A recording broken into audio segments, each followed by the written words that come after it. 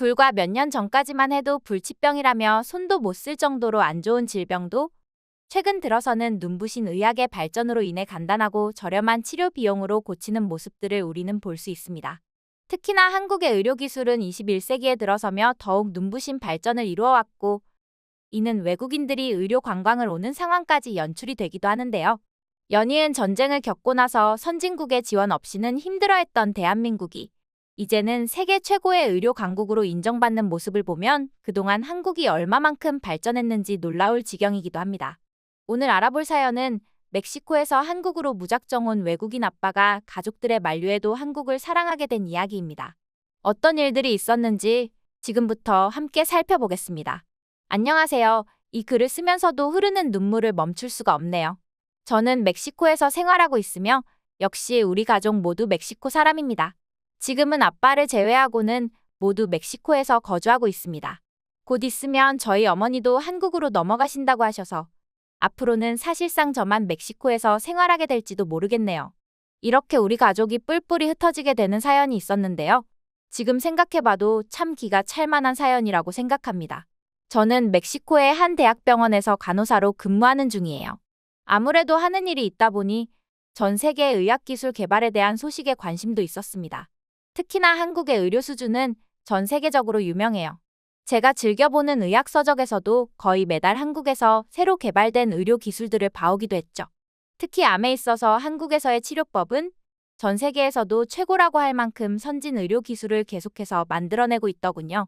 이런 기사들을 보면서도 저는 그저 암에 대해서는 남일이라고만 생각했어요. 우리 병원에 오랫동안 입원해 있거나 방사능 치료를 받는 환자들을 봐도 그저 저와는 상관없는 일이라 생각했습니다. 그러나 막상 제 가족 중에 암 환자가 생기니 하늘이 무너지는 듯 매일 고통 속에 나날을 보냈어요. 바로 저희 아빠가 대장암 판정을 받으면서 우리 가족은 완전히 다른 삶을 살게 되었는데요. 저는 원래 종교나 미신보다는 과학을 믿는 사람입니다. 대부분 젊은 사람들은 마찬가지겠죠. 그래서 저는 과학적인 치료가 아니면 절대로 질병을 다스릴 수 없다고 생각했는데요. 물론 한국에 가기 전까지만 해도요. 그러나 나중에 한국에서 보게 된 아빠의 식습관으로부터 이런 생각들은 완전히 깨지게 되었습니다. 아빠는 예전부터 툭하면 소화가 잘 안 된다고는 하셨어요. 나이가 들어감에 따라 당연한 현상이기에 가족들 모두 그러려니 하고 넘겼었죠. 하지만 꽤 오랜 시간 소화불량에 시달리면서 어느 날부터는 야위어가는 모습마저 보이시더라고요. 이때부터 복통을 말씀하셨던 것 같아요. 눈에 띄게 그 상태가 좋아 보이지 않았기에 저와 엄마는 아빠를 병원에 모시고 가서 내시경 등 여러 검사를 해봤습니다. 우리 가족에게 이런 일이 생길지는 꿈에도 몰랐어요. 검사 결과를 알려주는 멕시코의 의사는 저희 아빠에게 대장암 말기라고 하며 희망의 끈을 놓지 말자고 하더군요.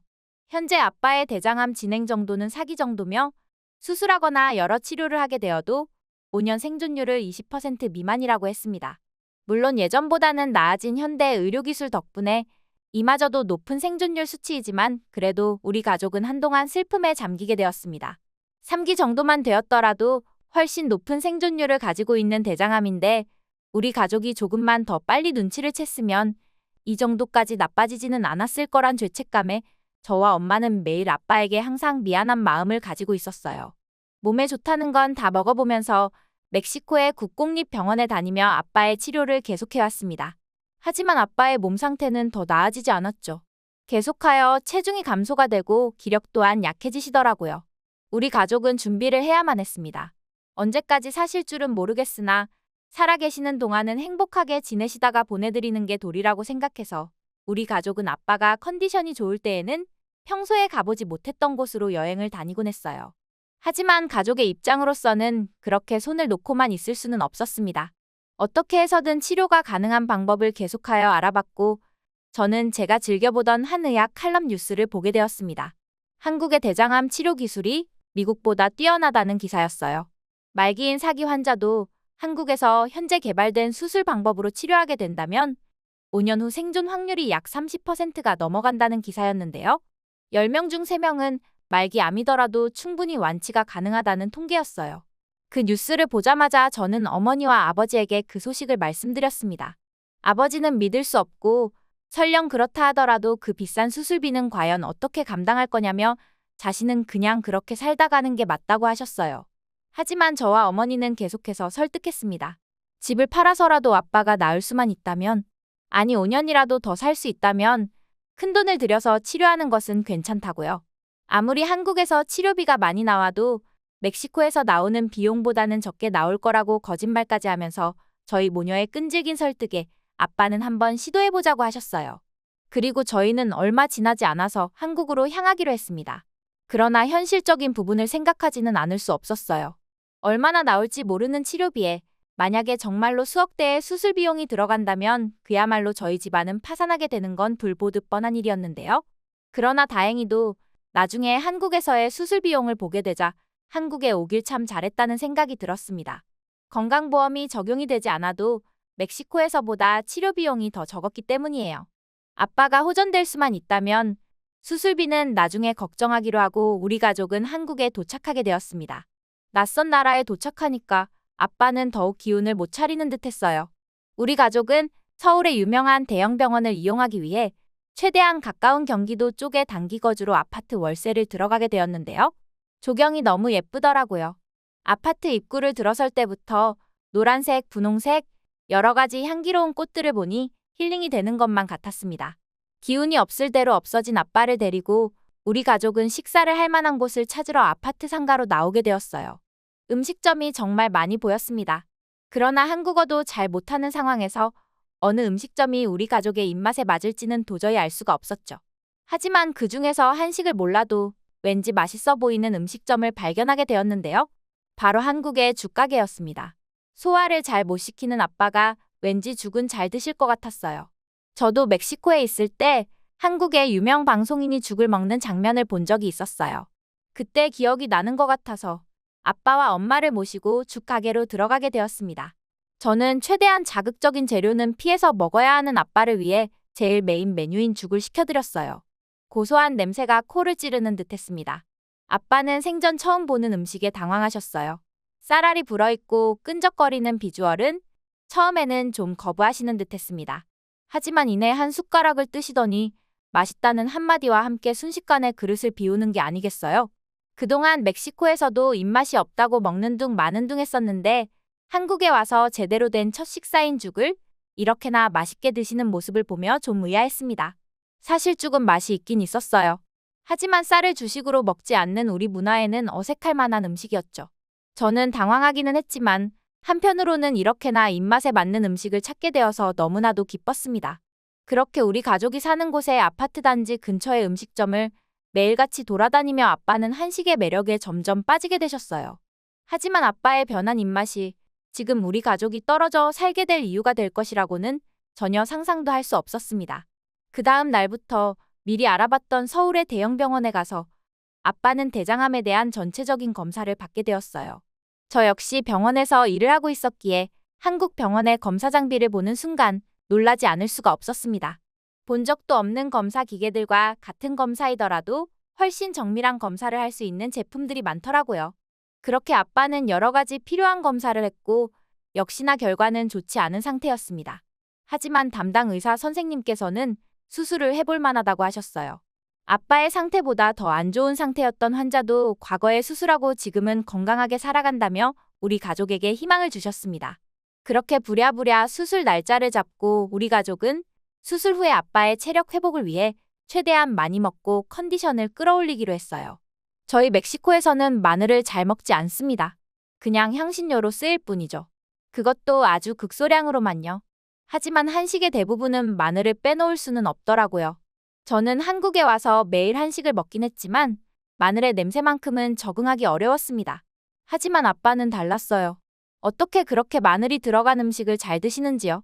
김치는 기본으로 잘 드셨고 심지어 삼겹살을 먹을 때 옆 테이블 한국인 손님이 쌈을 싸서 먹는 걸 보시더니 본인도 상추 위에 마늘을 올리는 게 아니겠어요? 어이가 없었습니다. 아무리 입맛이 변했다고 하더라도 생마늘을 저렇게 먹는다는 건 어려운 도전같이 보였거든요. 하지만 쌈장에 찍은 마늘을 걷더니 상추와 함께 입속으로 밀어넣는 아빠의 모습을 보니 왠지 모를 거리감이 생기기도 했습니다. 저도 마늘의 효능은 잘 알고 있었어요.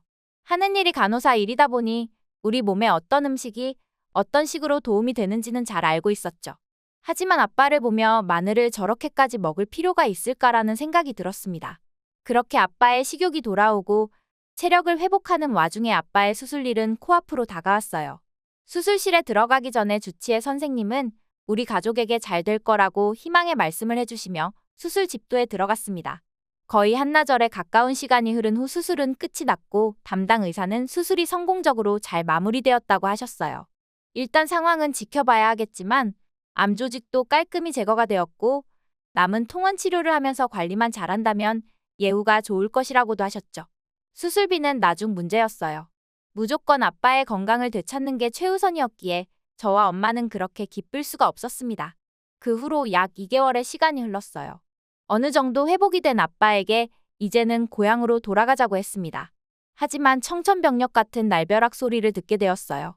아빠는 고향인 멕시코로 돌아가지 않을 거라고 하셨습니다.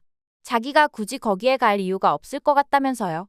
어차피 본인에게는 멕시코에 연금이 나오기 때문에 그 돈을 한국에만 보내주면 아빠는 충분히 한국에서 살 수 있다고 하시더라고요. 저와 엄마는 어이가 없었습니다. 아무리 그래도 고향을 떠나 연세도 많은 아빠가 타국에서 살아간다는 사실 말이에요. 아빠는 납득이 되지 않는 우리 모녀에게 본인이 왜 멕시코에 돌아가지 않는 이유를 설명해 주셨어요. 나는 한국에 와서 활력이란 것을 되찾았다. 물론 대장암 수술을 잘 치료한 것도 크지. 그러나 예쁜 꽃들과 멋진 조경들, 내 입맛에 꼭 맞는 한식 그리고 사시사철 갈 수 있는 동네를 둘러싸고 있는 산들, 이 모든 것이 나를 건강하게 해주는 것 같다. 내가 만약에 나이가 젊었더라면 다시 고향으로 돌아갔을지도 모르겠지만 이제는 좀 쉬고 싶다.